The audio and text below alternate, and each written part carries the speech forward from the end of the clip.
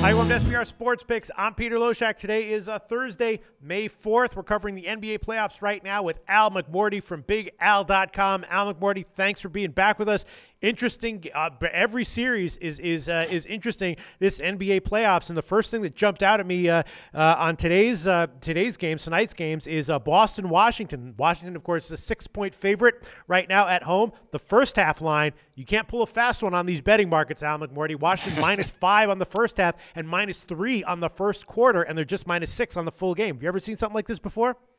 You know, I haven't, but it makes a lot of sense. I think, you take a look at these teams that are desperate to win. And, even last night, San Antonio, I thought was a decent bet in the first quarter. Mm-hmm. They ended up needing a shot with under a second to go to, get that money home. They won the first quarter 33-30. A lot of times people want to bet on these teams that are in a must-win situation to get off to that fast start early in the game. So it does make a lot of sense. Yeah, the betting markets appear to be evolving right before our eyes. In game one, I thought Washington was a great bet on the first half and the first quarter. Mike Brenner and I were both on the first half play. I was on the first quarter play, and I was thinking about giving them here as a first quarter play as well. But when I saw -3, I had to give it a second thought. I'm not sure what I think about it now. Obviously, Boston is playing great. Markieff Morris is banged up for Washington. So on the full game, I think I'd be leading Boston getting that many points, right?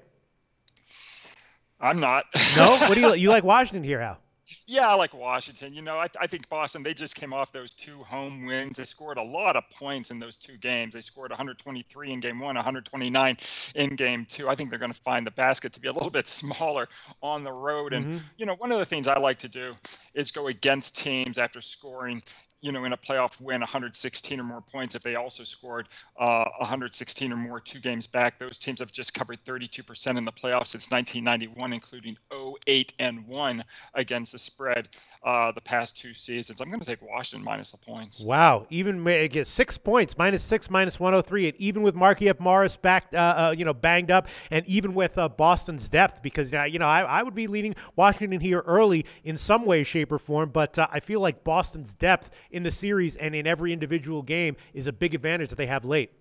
No, I understand that point of view. I mean, but even like last night, I had a big play on San Antonio, Nice. And a lot of folks want to take San Antonio early, in the first half or the first quarter. But even at the end of the game, San Antonio pulled away, late. And I'm more of a full game player, rather than a quarter player or halftime player. I like playing on the full game, and I love Washington tonight. All right, I'm going to pass on this one. Al McMordie giving Washington right now -6, -103 at Pinnacle. And the next game is Utah Golden State. I had a pretty good read on the first game. I thought that this series might wind up being a lot like Golden State's playoff series against Memphis 2 years ago, where the games were just sort of like repeatedly low scoring. And I'm sort of feeling the same way as well about this game. On the first game, I took the Golden State under, and I think I had the full game under as well. And both did cover, but not by a huge margin. But I think we might see a similar thing here, if anything, maybe even slightly lower scoring. One of these 103 to 85 type games. I'm leaning under again in this one. What do you think about that, Al McMordie?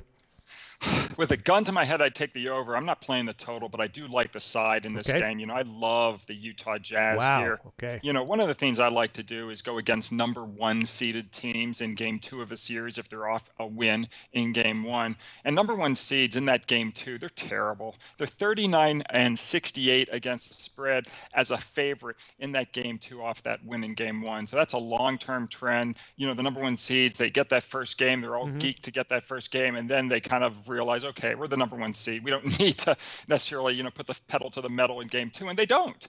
And they've stumbled for the last 28 years in that role. So I'm going to take the points with Utah. It's also not very good to lay this many points in a playoff game. Indeed, if you take a look going back the last 28 years, teams laying 12 or more points are a horrid 34-48 ATS. So I'm going to take the points with the Jazz. All right, well, it's 12, and a few places have 12.5. So we'll give you the Heritage line here, plus 12.5, -110. And I was leaning as well, as I told you, with the under, and again with the Golden State team total under. And even though it might be cutting a little bit close, I will take that one, sort of in agreement with what Al is saying. I'm going to take Golden State team total under 109, -108. And then, I don't know, what do you think I should do? So gun to the head, you would take the over. Why is that? Or you don't have a real strong reason even for having that gun to your head opinion? No, just that I think there's value there. Mm-hmm. All right, I will. I'll go with the under, even though I might get burned on it. Under 206 minus 105, and I will also take the Golden State team total under 109 minus 108, which vaguely agrees with Al's lean here towards Utah getting all these points plus 12.5 minus 110. Al McMordie from BigAl.com. Thanks for your thoughts. As always, your website is BigAl.com. Tell us a little bit about that. Sure, Peter. Folks can go to bigal.com. We have not one, not two, not three, but 4 free plays every single day. Just go to the website and click on free picks. You can get 2 free picks from myself every day, one from Larry Ness and one from Scott Spreitzer. And then we have 16 handicappers at the website. And all of our best selections are on the picks for sale page. And today, for example, I've got 3 plays in the NBA. I've got a mixture of sides and totals. And then, of course, well, folks just saw who I like in 2 of the games. But you can find out what my totals play is in the Boston-Washington game, and that's up for sale right now. And then, of course, we've got 16 handicappers. And then the Kentucky Derby's coming up. And as Peter, as you know, I've had tremendous success in the Triple Crown races. And I'm going to have my Kentucky Derby winner posted later on Thursday afternoon. All right, sounds great. Al McMordie, thanks so much. Thanks, Peter. Well, this episode of The Odds Couple is over. But if you give us a like and click SBR's logo at the bottom of the screen to subscribe, then you'll get all the upcoming videos as soon as they come out. And don't forget to take advantage of our website. There's free picks, live betting lines, and sportsbook reviews and ratings guides, and a whole lot more. Check it out now.